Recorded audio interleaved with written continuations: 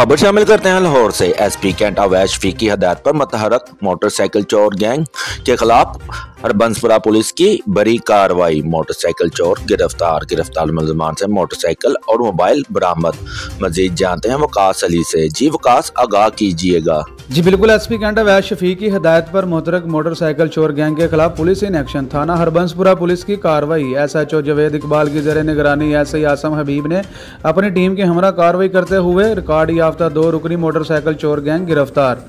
मुलजमान से एक motorcycle, master चाबियां, 12 मोबाइल्स, नकदी रकम 42,450, पिस्टल और गोलियां बरामद। मुलजमान का गैर कानूनी पार्किंग और बगैर लाक के खड़ी मोटरसाइकिल चोरी करने का एतराफ़।